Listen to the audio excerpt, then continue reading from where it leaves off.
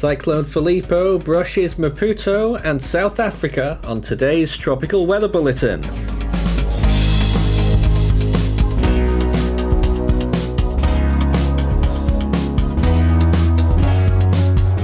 And now the latest around the wide world of tropics. Tropical Weather Bulletin for March 13th.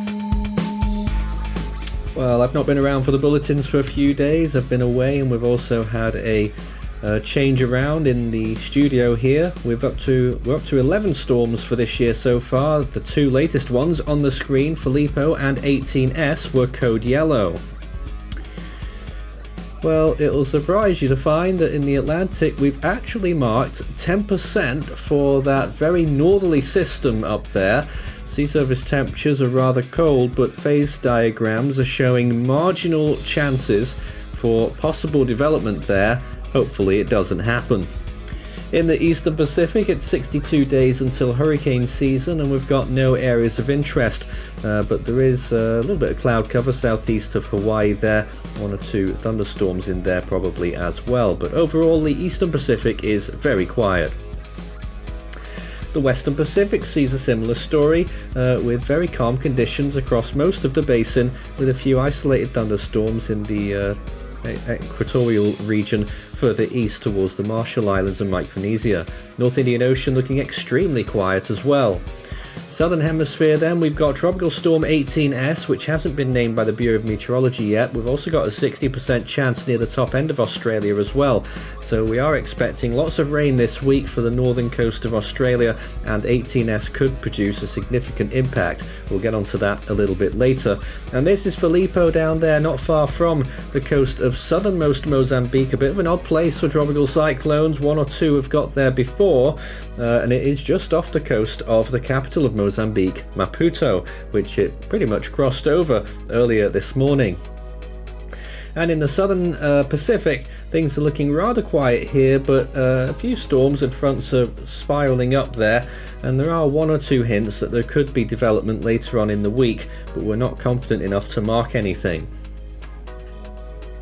So let's get the latest on Filipo then. Here's its current position. It's just 85 kilometers from Malongane, one of the most southerly settlements in Mozambique, 101 kilometers from Bela Vista, 126 from Maputo, 224 from Mbabane, the capital of eSwatini, and 445 kilometers from Durban, South Africa, which of course really never receives tropical cyclone impacts. It's not too far away, but it should miss. However, significant cloud cover extending to the west of the storm, extending quite far inland as well. Here's the latest on 18S. Its current position is still way out at sea, 766 kilometers from the Montebello Islands, 768 from Christmas Island but moving away, 844 from Exmouth, 862 from Onslow, and 873 from Dampier. Well, it's still not looking particularly good right now, but we'll get the satellite imagery shortly. We expect that it will really start to boil over in probably a few days towards the weekend. So let's take a look at the latest satellite imagery then. First of all, this Atlantic system, well, it is a beautiful looking swirly thing, and extratropical clearly at the moment, and also frontal. So we'll wait and see whether anything develops out of that. If it does, which is extremely unlikely, as I said, it will be in the next 24 hours probably, and we'll be extremely annoyed if it does form, because this is the Atlantic in March and sea surface temperatures are 13 degrees. Here is Filipo. As you can see, it is edging towards the southeast, and we expect that it will start to accelerate as it continues to do so. Winds are still pegged at around 60 miles per hour, which could be felt along the coast there near Maputo and towards the southeast, even into South Africa. And still we're seeing significant rainfall extending inland around the border with eSwatini. Once again, you can see the water vapor imagery here, certainly loaded on the southern side. The north side appears to be rather dry, and obviously when you look at the center of the system there, the northeasterly side, there's really nothing of it at all, and a very wide, broad circulation, sort of like an eye without any eye wall, you could say. And that's the system moving along there. This is Australia, and you can see two systems on the image here. Right on the left hand side near the edge of the screen, that's 18S, and it doesn't look very good right now, but it is probably a tropical storm. We're certainly holding on to that. And on the right hand side near the top end, that new system that's developing right now, that's got the designation 94S. We'll look at that in a moment. Here, first of all, is 18S. There it is, blowing up a few cloud tops, but really not very much at the moment. It is still fairly linear, but within all of that, an embedded circulation, and it does appear to be a tropical cyclone, at least at the moment. Not very strong, around 1001 millibars, and wind speeds currently at around 40 miles per hour. Here's 94S then. This system, to be honest, looks better, but still not very much in terms of a circulation, but it is blowing up some cloud tops, and it's certainly going to cause a lot of rainfall for the top end of Australia, regardless of development. We've got it at 60%. That's because it's about to reach land. It's going to probably move through Darwin and then eventually end up in the Gulf of Carpentaria, where if it does make it there and still look decent, then the chances of development will definitely rise. There's radar imagery. We can see maybe a slight rotation there on that imagery as well. So obviously a lot of rainfall over that area, and this is a quick look at the North Atlantic Basin as a whole. You can see that northern system there, but the actual tropical zones are very quiet. So not much else to talk about apart from US shenanigans as well, with severe weather and fire risk today. And this is the Southwest Indian Ocean, a wide shot again, looking at the general motion of Cyclone Filipo. It will accelerate off to the southeast. Sea surface temperatures are rising in the eastern Pacific, and a few spots already getting to 30 degrees Celsius, but you can't not notice that cold pool in the equatorial zone, sign of a potential La Nina incoming. The Caribbean Sea looking good, up to 28 degrees in one or two spots. The Western Pacific also starting to get to temperature. The northern Philippine Islands there getting up to around 28 degrees now as well, and it's just about to make that crossing towards Taiwan. And in the North Indian Ocean, those temperatures have been holding steady actually. They haven't increased much more since the last update, but it is still slowly getting towards the Bay of Bengal coastline to the North Bangladesh and the Ganges River Delta. And in the Southwest Indian Ocean, where Filipo is, temperatures are still warm, 28 degrees Celsius, so intensification even can't be ruled out as it moves southeastwards, at least for the next 24 hours.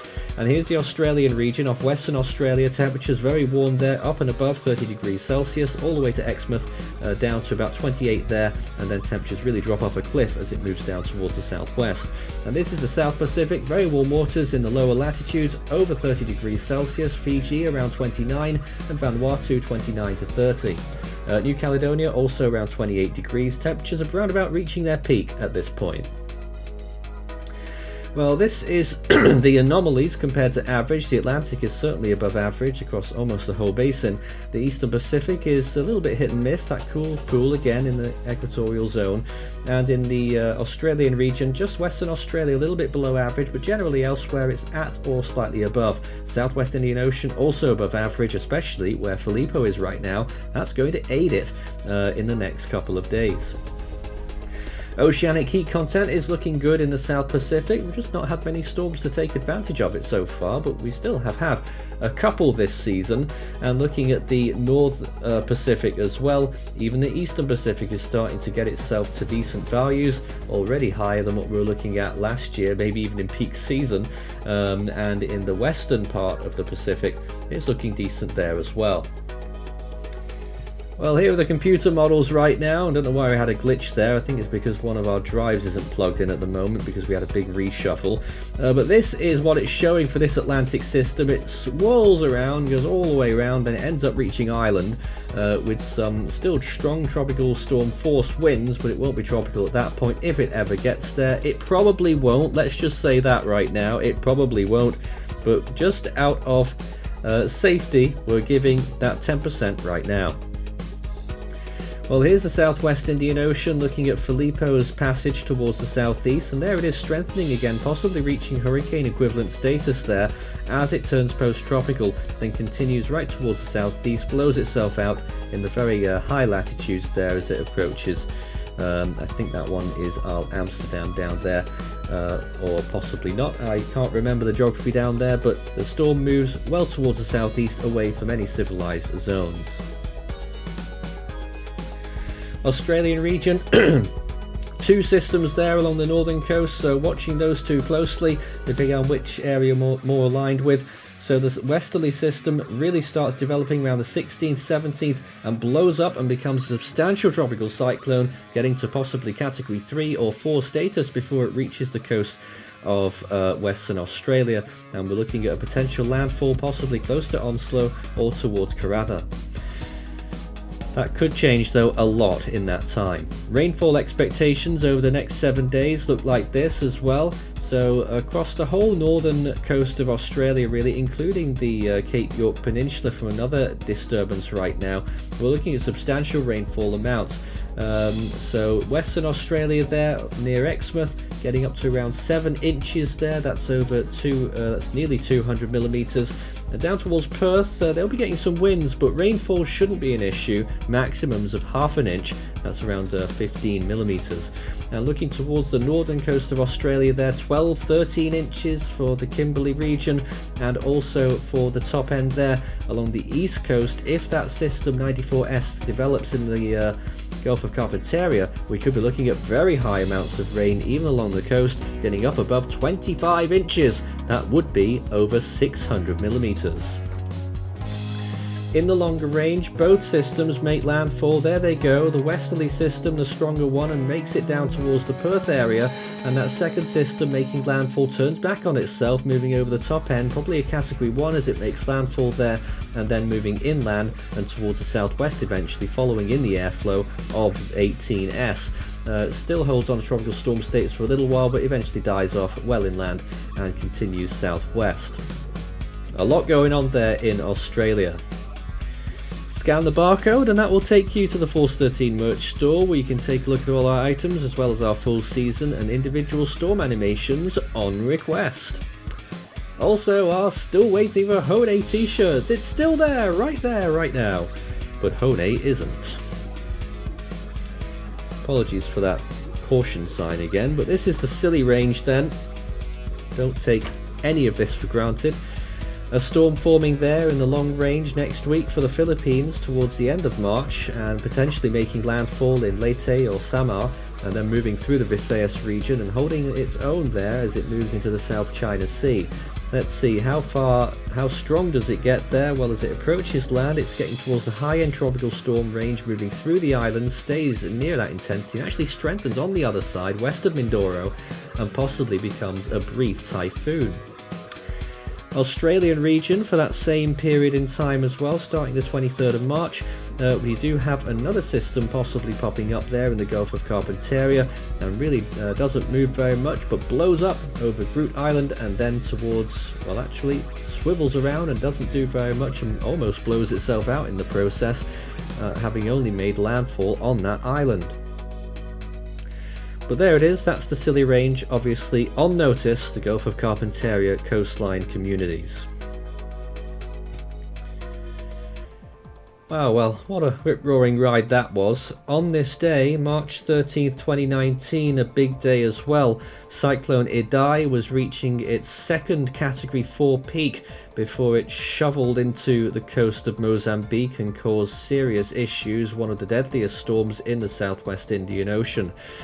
A very powerful storm struck Beira around Category 3 intensity just a few days later.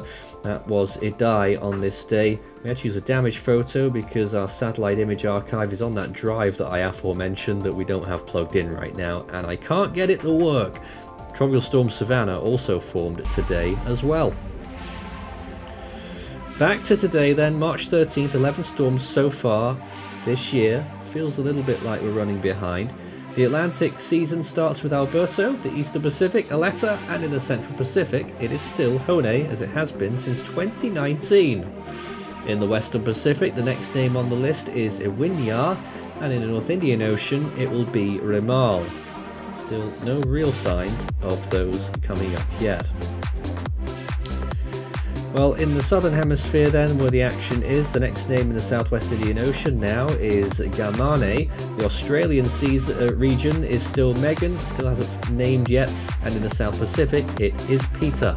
That is all from today's Tropical Weather Bulletin. Hopefully normal service resumes. We'll see you again tomorrow.